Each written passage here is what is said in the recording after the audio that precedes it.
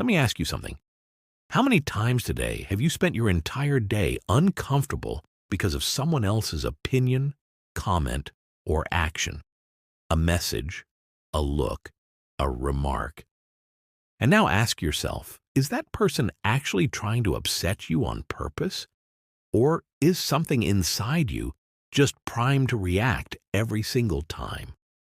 Most people look for the answer in the wrong place, out there, in other people, but the reality is much deeper. Two different geniuses, Carl Jung and Friedrich Nietzsche, took two completely different paths but arrived at the same destination. The power of not caring actually means total transformation. But this isn't just indifference. This is a conscious choice. Today we're going to walk this map together. How do you strip others of their power over you? How do you access real power? And, most importantly, what does it cost you? Carl Jung said something that will change everything you thought you knew. Every discomfort you experience is actually a mirror of your inner world. Listen carefully. Someone disrespects you, and it infuriates you. Really, why? Because the problem isn't with them. According to Jung, everything that bothers us in others is actually a reflection of something we've rejected and suppressed within ourselves. He called this the shadow self. Does someone arrogant trigger you? Maybe you have arrogance too, but you've refused to acknowledge that part of yourself. Does a selfish friend drive you crazy? Maybe you want to prioritize yourself for once, but you've never actually done it. And every time that person says, "Look, I'm doing it," you lose your mind. Here's Jung psychology's first truth. The outside world will continue to control you because there are still things inside you that you haven't faced. But here's where it gets interesting. According to Jung, facing this shadow self, no matter how painful, is exactly where liberation begins. Your discomfort is showing you a map. That map is pointing directly toward your own shadow. Let me give you an example. You're in a meeting. Your boss ignores you, dismisses what you say, and you can't take it. Why? Jung explains it like this. Look at this feeling and this uncontrollable rage inside you. This rage is recreating an old rejection from your childhood. Maybe when you were young, the same thing happened to you. You were ignored, you were overlooked. And that unlived experience, that suppressed pain, it's still out there, moving through other people, finding you and overwhelming you. This is where Jung's metaphor becomes critical. The people in your outer world are actually actors in your inner world. They're playing roles that were never played because on an unconscious level, you invited them to play those roles. So what's the solution? See your shadow, accept it, face it. The moment you stop rejecting it, stop suppressing it, others lose their power over you.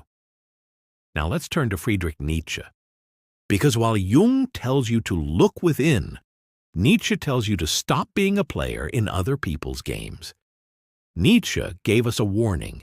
Most people live their lives reacting, not choosing. Listen to this carefully. Someone treats you badly and you get angry, you get hurt, you get criticized. In that moment, you've become a pawn in their game. You're no longer making your own decisions. You're acting under someone else's emotional control. Nietzsche called this slave morality. And this is a crucial, but Nietzsche describes master morality. The master's power isn't in reacting. The master's power lies in creating his own values, waiting for nobody's approval. Unaffected by anyone's criticism, Nietzsche says, the strong man, when he doesn't even see the evil in others, not because he overlooks it, but because it simply doesn't interest him, is focused on his own creation. Do you hear what I'm saying? Not caring here isn't a passive shield. It's an active choice. That person upsetting you, you're choosing not to think about them because your energy your creativity, your potential, it's somewhere else. They care about you, but you don't care about them. From Nietzsche's perspective, the way to strip others of their power is crystal clear. Make your own values, your own purpose, your own creation so powerful that others can't affect you. For one simple reason, you're not playing their game. This is where Jung and Nietzsche intersect. Jung says, see your suppressed shadow and transform it. Nietzsche says, create your own power and need nothing from anyone. But here's a danger. Nietzsche's master morality is easily misunderstood. This doesn't mean hurting others. This doesn't mean being without empathy. This simply means directing your energy toward your own creation. These two great thinkers took very different paths to reach the same point. Jung tells you to look inward. Nietzsche tells you to focus on yourself. But in both cases, the result is identical. Someone else's opinion no longer controls you. In Jung's framework, this happens through consciousness, seeing your shadow, accepting it, completing your inner integration. In Nietzsche's framework, this happens through power, creating your own values, setting your own standards, refusing to participate in others' games. But pay attention. Both philosophers issued a warning. Jung says this, if other people's words are still moving you, it means you haven't truly defined yourself yet. You don't trust your own thinking. You don't believe in your own worth. Nietzsche says this, if you still need other people's approval, it means you haven't created your own values yet. You're still enslaved. Now don't dismiss these harsh words. Actually, this is love in a different form, because both philosophers are saying you deserve better than this, but you have to create it yourself. Okay, we've gone deep into theory. Now let's look at reality.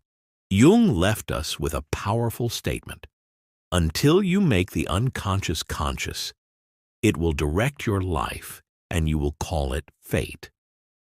So how do you make the shadow conscious? It's simple, but hard. When someone triggers you, instead of reacting, stop and ask, why does this bother me so much? Go inward.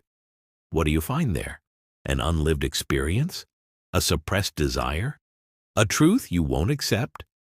For example, someone calls you a failure and you lose it. What's really happening?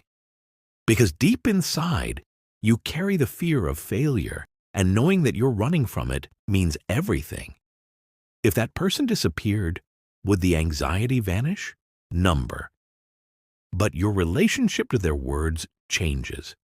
Because now, you know, this is my fear of failure. This is my responsibility. This is where Nietzsche enters the picture. Now when you take that fear and you transform it into fuel, when someone calls you a failure, you use that as motivation. Proof for whom? Yourself. To prove your own strength. This is shadow transformation, converting negativity into an energy source. Section 5. The price. Nietzsche's silent warning. 1.5 minutes. But here's something we need to talk about. Not caring comes with a price. Nietzsche said it plainly. It is better to be hated for what you are than to be loved for what you are not. But, and this is important, this means some people will leave you. Some relationships will break. Some doors will close. This is the dark side of the power of not caring. When you strip others of their power over you, you also strip them of their ability to control you. But you also limit their ability to love you in the way they're used to, because you're no longer playing their game. Jung is gentler here. When you know your shadow, you understand others better too. Empathy increases, pain decreases. But Nietzsche says this, if you can accept this, then there's nothing left for you to fear, because then the choices you make are truly yours. and other people's reactions simply matter less. Okay, all of this is very philosophical, but what does it actually mean in your real life? Step 1. Shadow hunting. Jung. Today, just once, pay attention to something that gets under your skin. A person, a behavior, a comment. Now ask yourself, what does this trigger in me? Explore it with curiosity. Do I want to act this way myself, but I've refused to admit it? Face it. Don't avoid doing this. Yes, you'll feel uncomfortable. That's normal. Because discomfort is the signal of transformation. Step 2. Take back your energy. Nietzsche.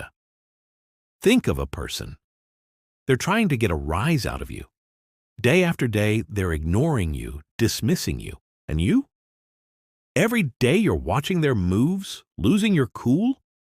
Nietzsche's answer is radical. Take your energy back, right now. Don't do it for revenge. Don't do it for ego satisfaction. Do it because you realized something. The time you spend on that person is stealing time from your own creation. Did they forget about you? No, you forgot about them because you have other things to do. Step 3. Manage your inner world. Both of them. Every morning, wake up. Make a decision. Today, someone else's words won't give me away. Today, I define my own worth. Write this down. Remember it. This isn't meditation. This is mental discipline.